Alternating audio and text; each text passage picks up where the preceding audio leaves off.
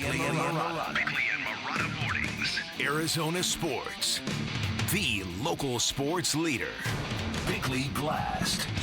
The Cardinals have let us down once again, swallowed up by another defining moment, treating their fan base to another nightmare before Christmas. So, never mind the 2 games left on the schedule. There is only one question that matters at this point. Will this franchise be aggressive and honest enough to address the elephant in the room? Facts. Kyler Murray is finishing his 6th season in the NFL, and he is done growing. And serious limitations remain in his game, mostly the glitching, the flinching, the mental errors under duress that have doomed this team since the bye week. Now, granted, it's not all Murray. This team has been underfunded for 2 consecutive years while the owner is selling casitas and raising ticket prices. And Marvin Harrison Jr. has been a dramatic disappointment, softer than I ever imagined. But if they run it back with Murray after this, after getting outplayed by Bryce Young, if they don't at least bring in another quality veteran to challenge him for the job, then they are wasting their time and yours. And if they can say with a straight face that Murray will win them a Super Bowl, well, then we've got even bigger issues. Bottom line, the Cardinals have made 2 playoff runs in their 36 years in Arizona. Both came with veteran quarterbacks pulled off the scrap heap. And with Kyler Murray looking more and more like a glorified Matt Leinart, it's time to go find our next Kurt Warner. All right, today's Bickley Blast brought to you by my great friends at Chapman BMW who make luxury attainable. Find them online at chapmanbmw.com. I thought he battled. I mean, some of those, the 2-minute drive there, the touchdown play was good. I know the last interception, he's trying to make a play there. I don't fault that at all. He's just like all those guys, man. He battled and, gave us a chance to put us in position to have a chance to win a game.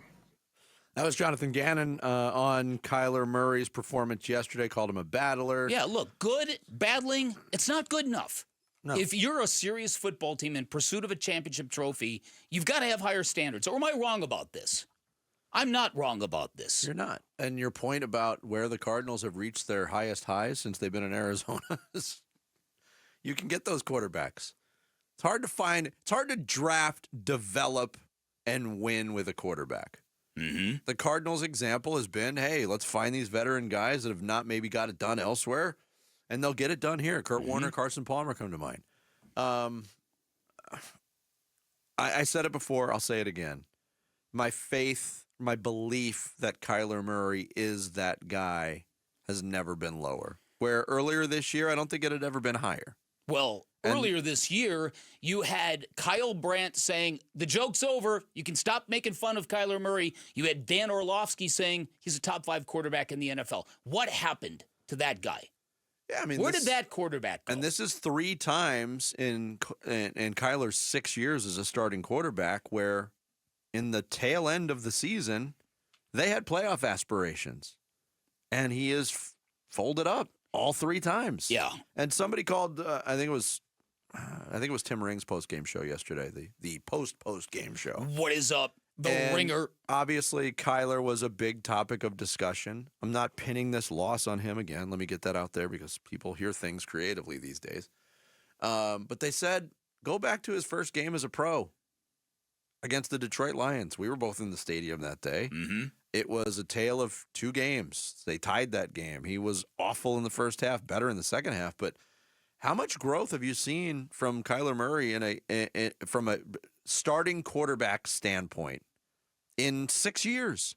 He's very much the same player he was as he was on day one. And I didn't think of it that way until his caller said it. And I went, you know what? They're kind of right. Listen, he's got a lot of skill. He's got a lot of magic. He's got the super freak stuff that he has mentioned, and all that stuff is all well and good, but the inconsistencies are too much. It's going to doom a football team. You've mentioned the 3 seasons where they had playoff chances. He has been an MVP-level player at different points during those seasons, but he has still not shown – can he do that for an entire season? Yeah, and we still don't know. It doesn't matter, and I know we they do update the odds and all of that stuff. It doesn't matter who the MVP frontrunner or frontrunners are in October.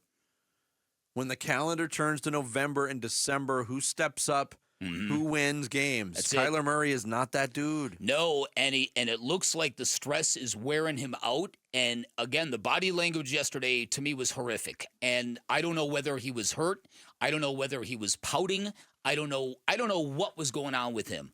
But for a guy that I've been celebrating and telling everybody that he has really, really matured, which I believe he has, that's unacceptable. You know, in football, look, there's any number of ways to frame a game. There's any number of ways to dissect a game, but some games are just bottom line. Either you win it or you don't, and if you don't, the details don't matter. And yesterday was one of those games. To lose to the Panthers, forget that they were playing better. They had just got worked by the Cowboys. That's true. And they're a 3-win team. And Kyle Vandenbrosch brought it up. The Cardinals were undefeated against teams under 500. And yesterday, with the biggest opponent that fell into that category, worked them. And I want to go back to Kyler for a second, too, because on this very show, earlier in the year, we were talking about noticeable changes in a couple of different fronts. Taking care of the football, leadership, calmness in the pocket when things break down. All three of those things have evaporated. The calmness, certainly. Yeah, and then the making, just the glitching, the making really bad decision, delays of game penalties, intentional grounding penalties, bad interceptions. All his interceptions from since the bye have been inexplicable ones. Yeah. Not like you're trying to force a ball in a tight window kind of thing. He's getting crippling. Yeah, he's getting locked up between his ears, and I feel bad for him. But again, you got to bottom line this. This is a cutthroat sport. And if you don't have this position in lockdown, you're not winning anything. Well, I want to point, too, to the last drive in regulation. The Cardinals take over there on their own 26-yard line, trailing by 3 points, with a timeout in their back pocket and a minute 47 to work with. And the level of passiveness on that possession.